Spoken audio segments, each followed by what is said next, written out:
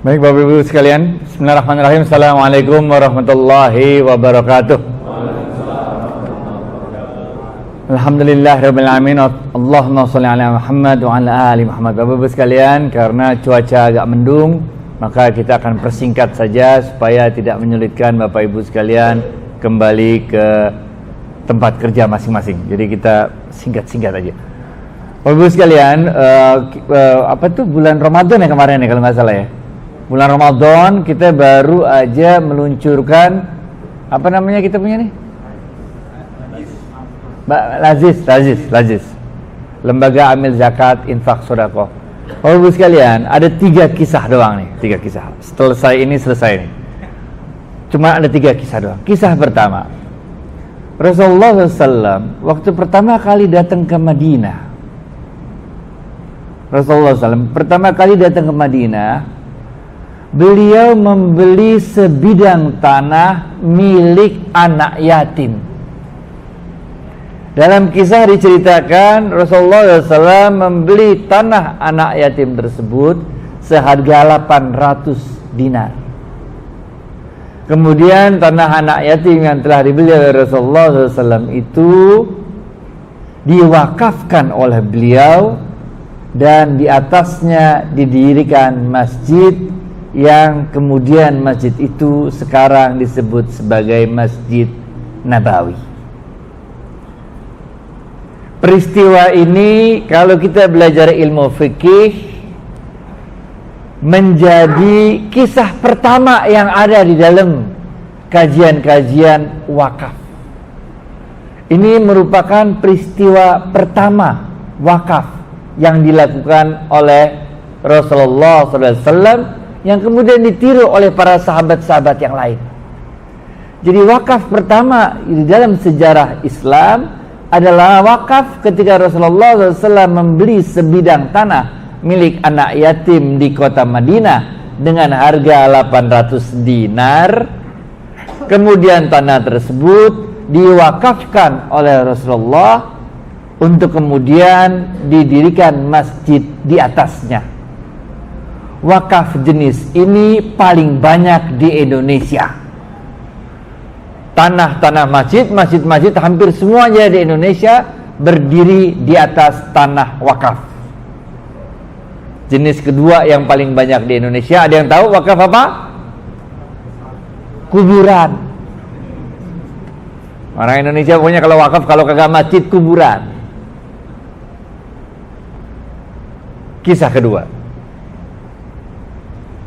seorang sahabat, siapa yang tahu nama sahabat ini akan mendapat hadiah sebesar 100.000 rupiah. Oke? Kisah kedua, seorang sahabat. Ente tugasnya menebak siapa sahabat ini namanya, bener gak? Gampang banget ini, cuma satu nama doang. Nah, kalau bisa tunjuk tangan, tebak ya. Tebak, cepet. Kalau tepat, cepet. Sahabat ini mempunyai sebuah tanah di Khaybar. Khaybar, ingat gak cerita Khaybar? Nggak ingat ya? Khaybar waktu itu ada perang Khaybar, pernah dengar nggak ya? Perang Khaybar ini perang sama orang Yahudi, ini perangnya lama banget ya pokoknya. Nggak bisa dikalah-kalahin orang Yahudinya, itu bentengnya luar biasa, benteng Khaybar. Nggak bisa ditembus, pokoknya udah dikepung kayak apa juga nggak jebol-jebol, nggak nyerah-nyerah orang Yahudinya. Sampai pada saat itu gantian dah pokoknya. Siapa yang maju duluan gitu, sahabat pakai. Sampai pada suatu hari Rasulullah SAW menugaskan Sayyidina Ali bin Abi Thalib untuk menerobos benteng Khaybar. Maka kisahnya kita udah ceritalah. Kemudian Sayyidina Ali bin Abi Thalib dengan gagah berani maju ke benteng Khaybar pakai ilmu yang itu tuh, pakai ilmu kurungan ayam, ingat gak? Ya itu loh perang yang pakai tank baja, sekarang namanya tank baja. Kalau dulu mah gerobak ditutupin kurungan ayam gitu, bener gak? Dulu jadi pakai maju gitu dulu. Akhirnya Sayyidina Ali bin Abi Thalib bisa menerobos ke benteng Khaybar. Itu engsel pintu bentengnya engselnya dicopotin, akhirnya diterobos masuk, kalah.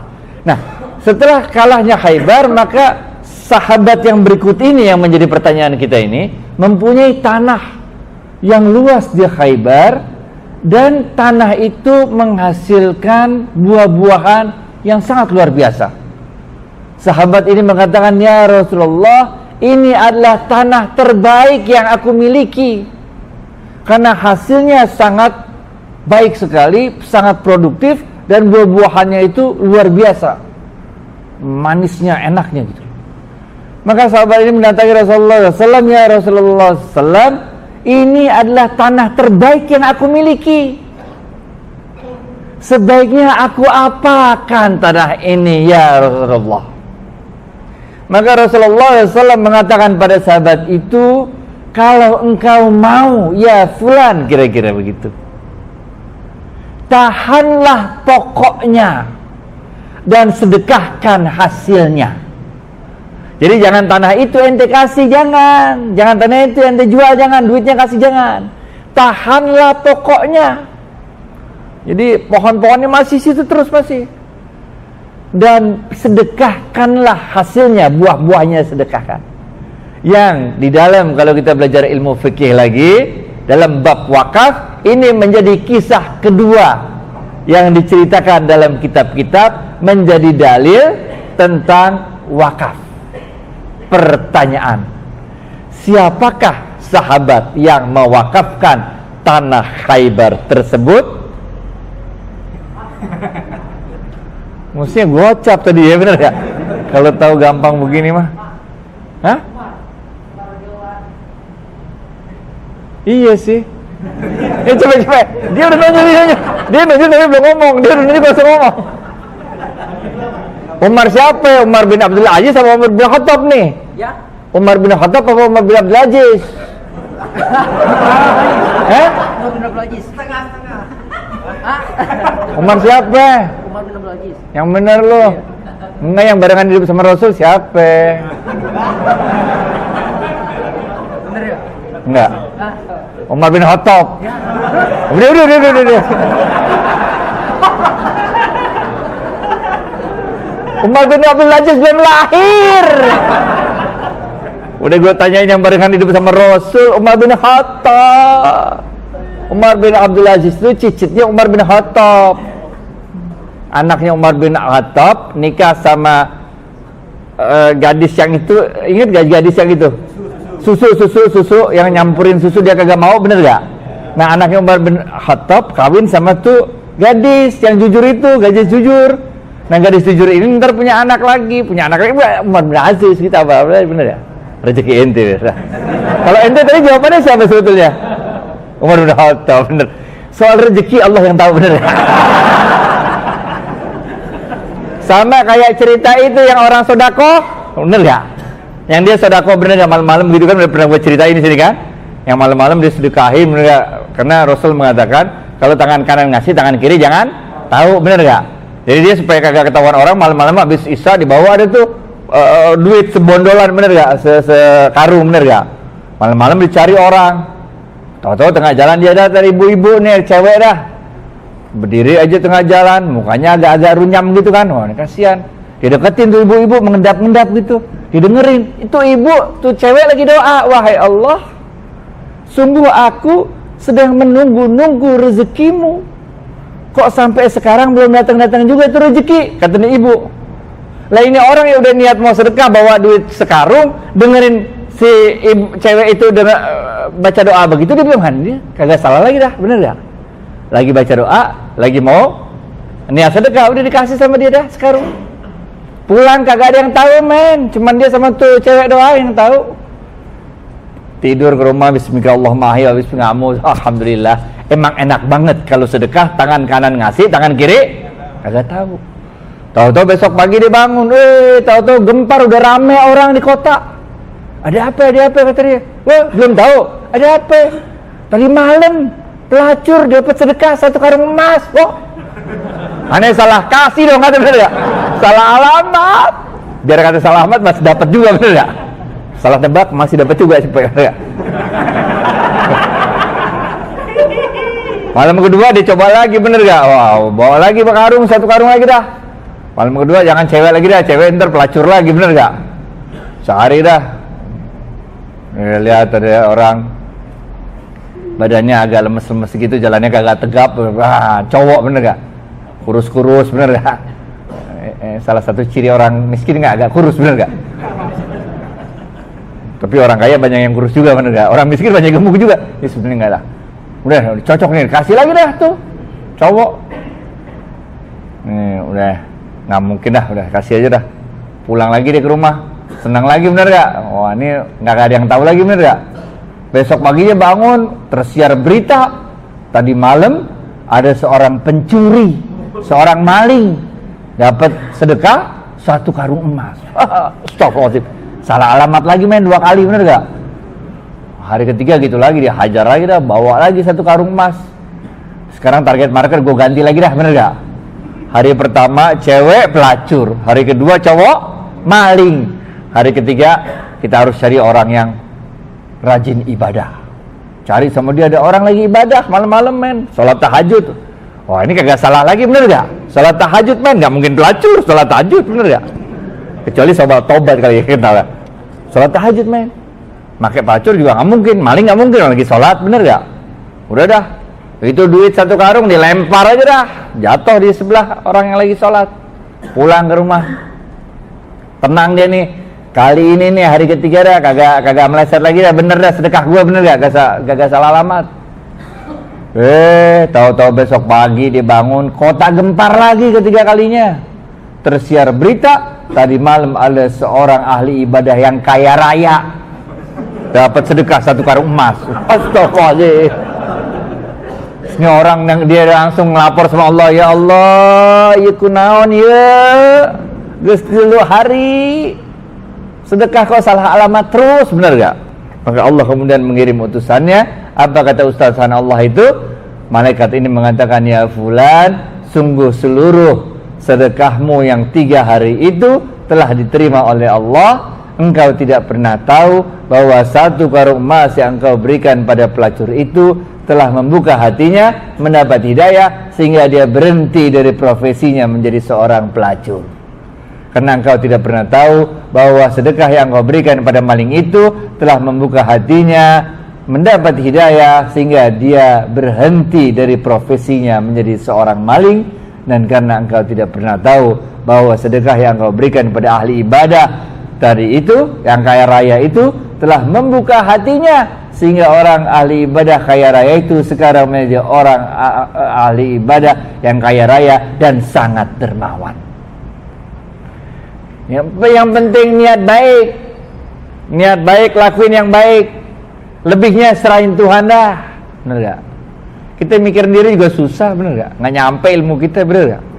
Ente suruh miara ngasih makan ayam aja pusing, bener gak? Cuman suruh miara ayam doang udah pusing, suruh miara ikan pusing. Ikan lele ente palanya gede, badan kecil, berarti kurang makan dia, bener gak? Cuman miara ikan lele aja ente udah susah, bener gak? Apalagi mau ngurusin rezeki kita masing-masing, kagak nyampe. Biar ente sekolah apa kek, mau MBA kek apa kek, biar ente jadi direktur juga sekarang, sangkanya jadi direktur kagak pusing, gak punya duit. Kadang-kadang gak punya duit juga direktur, emang begitu hidup, bener gak? Ada aja, bener gak? Pendapatan ente bisa perkirakan, pengeluaran bisa ente perkirakan? Kagak bisa. Kalau di jadwalnya hilang, duit hilang, bener gak? Jadi ya, kisah kedua selesai, kisah terakhir. Kisah kedua apa tadi? Siapa nama sahabatnya? Umar bin Khattab. Tanah mana yang diwakafin? Khaybar. Rasulullah mengatakan, kalau engkau mau, tahanlah pokoknya, sedekahkan hasilnya. Ini menjadi dalil kedua kalau kita belajar ilmu wakaf. Yang ketiga, tebak nama. Kegampangan ya. Nggak ada 50.000 ini solusinya. Cepet. Berarti pertanyaannya kita rubah dikit. Oke. Jangan tebak namanya. Apa yang dikatakan oleh sahabat ini? Cepet. Dalam bahasa Indonesia boleh. Waktu itu terjadi musim kemarau yang panjang. Di Madinah. sehingga kaum muslimin kesulitan mendapat air. Rasulullah SAW kemudian dari sumur-sumur yang ada di Madinah semuanya pada kering. Tapi ada satu sumur di Madinah milik orang Yahudi, yang sumurnya ini terus saja airnya nggak habis-habis, milik orang Yahudi ini.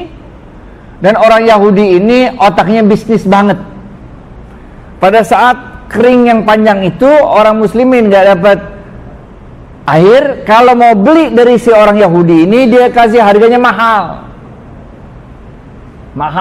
Mungkin sebotolnya sebotol aqua, dah bayangin coba sebotol aqua. Istinja pakai itu bayar. Mau kencing jadi mikir, kencing nggak ya, bener gak? Kencing bayar air, bener gak? Mau ibadah dengan istri mikir gimana mandi junubnya, bener gak? Jadi kita pening, hidup kita stres. Mau hubungan sama istri susah, mau wudu susah, mau apa susah. Karena tiap kali dijual oleh orang Yahudi dengan harga mahal. Sehingga Rasulullah SAW dalam keadaan yang demikian bersabda, siapa-siapa di antara kalian yang mau mensedekahkan hartanya untuk membeli sumur Yahudi ini, maka balasannya jannah. Maka balasannya adalah surga. Orang lagi musim susah, lagi musim susah, ekonomi lagi krisis. Tanaman gak bisa tumbuh, gak ada air. Mau ngapain nanti udah susah, bukan aja. Jangankan ngurusin tanaman, ngurusin kita aja udah susah, gak ada air, men. Yang ada cuman airnya satu itu aja, sumur itu tuh. Sumurnya orang Yahudi itu. Dia jualnya mahal lagi airnya, bener gak? Jadi Rasul mengatakan, siapa-siapa di antara kalian yang dapat mensedekahkan hartanya untuk membeli sumur orang Yahudi tersebut, maka Allah akan memberikannya balasan surga, jannah. Maka salah seorang sahabat yang bernama, ada yang tahu? Tapi ini nggak dapat hadiah. Yang dapat hadiah nanti perkataannya kelewat gampang. Siapa, coba tebak dulu, siapa namanya? Tuh kan, bener gak? Maksudnya tapi gue capan tadi gue ngambilnya nih. Kegampangan pertanyaannya. Maka seorang sahabat Utsman bin Affan mengatakan, aku yang akan membelinya ya Rasulullah. Maka Utsman bin Affan mendatangi Yahudi tersebut. Dia bilang, di gitulah, Yahudi bener, Yahudi. Di, aneh belilah sumur ente, katanya. Oh nggak bisa, aneh nggak mau jual, kata dia. Kenapa nggak mau jual? Karena itu adalah mesin uangnya orang Yahudi. Setiap orang di Madinah pasti beli air dari dia, bener gak? Enggak, aneh kagak mau jual, katanya. Udahlah. Nggak berapa ya deh, aneh jual deh, mahal-mahal deh, gue aneh mau beli ya, kata Utsman bin Affan gitu. Nggak sanggup ente dah. Berapa sih? Mahal dah. Berapa? 20.000 dirham dah, katanya. Tapi aneh nggak mau jual, biar kata mahal juga aneh nggak mau jual. Mulai mikir nih Utsman bin Affan begini, bener nggak? Gimana caranya ya? Harganya 20.000, tapi nggak dijual, bener nggak? Sama aja bohong, bener nggak? Ente bilang 100.000 juga kalau nggak dijual nggak sama juga bohong, bener nggak? Maka Sayyidina Utsman bin Affan berpikir keras, kemudian beliau mengatakan, apa lo? Dia udah paham banget berarti nih. Coba ente apa? Mengatakan membeli sumurnya separuh dari pemilik Yahudi, sehingga kalau siangnya buat orang Yahudi, paginya untuk orang Muslim. Berapa harganya? Hah? 10.000.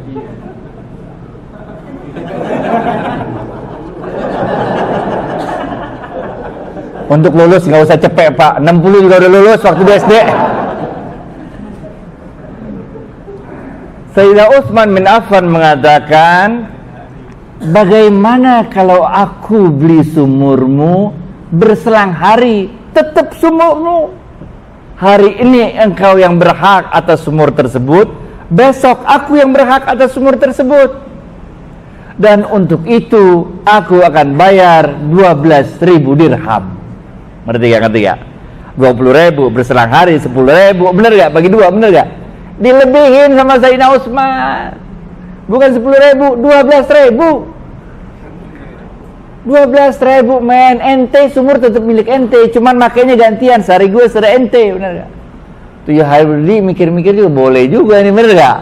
Kan bisnis masih tetap jalan, bener gak? Oke dah, terima ada 12.000 sama tuh Yahudi, berselang hari ya, iya berselang hari, beli. Jadi begitu haknya Sayyidina Utsman, pada hari haknya Sayyidina Utsman, itu orang-orang suruh gratis, ambil. Jadi orang rame semua antri ngambil air buat hari ini sama persediaan buat besok. Walhasil besok giliran seorang Yahudi jualan air kagak ada yang laku. Orang Yahudi itu lah, kok gak ada yang beli? Kemarin rame yang beli, bener gak? Karena orang ngambil pas harinya Sayyidina Utsman pakai 2 persediaannya, hari ini plus besok. Giliran besok kagak ada yang datang. Wah, recet nih kayak begini, bener gak? Bisnis tadi jadi terganggu. Wah, makanya orang Yahudi itu kemudian mendatangi Sayyidina Utsman bin Affan. Beliau kata, man ente bener-bener jadi orangnya. Dia lupa kasih syarat, bener gak? Dia lupa kasih syarat, mungkin syaratnya boleh cuman buat ente doang, bener gak? Ini kan enggak, dia buat ente sama temen-temen ente. Kayak nyamuk, datang satu tapi temennya banyak, bener gak? Udah. Akhirnya orang Yahudi itu bilang, udah, lu beli semua dah. Udah. Bayar kurangnya berapa? 8.000 dirham. Sehingga sumur tersebut sepenuhnya menjadi milik Sayyidina Utsman bin Affan. Kemudian Sayyidina Utsman bin Affan mengatakan semuanya boleh mengambil air dari sumur ini gratis, termasuk si orang Yahudi. Ini kalau kita baca di kitab-kitab fikih tentang wakaf, menjadi kisah ketiga dalam kitab-kitab tersebut. Yang pertama, kisah wakafnya tanah untuk mendirikan Masjid Nabawi, harganya 800 dinar, dibeli dari anak yatim, kemudian diwakafkan oleh Rasul mendirikan masjid. Kisah yang kedua adalah tanah Khaybar milik Umar bin Khattab yang disedekahkan hasil dari kebun Khaybar tersebut. Dan yang ketiga adalah wakafnya Sayyidina Utsman bin Affan berupa sumur yang kalau ente nanti umroh, ente naik haji, cobain datang ke sumurnya di dekat kebun korma dah, ente samperin aja dah. Cobain airnya mirip-mirip air Zam-Zam dah, mirip-mirip dah. Memang air di Arab kayak gitu kali rasanya, nggak tahu juga dah.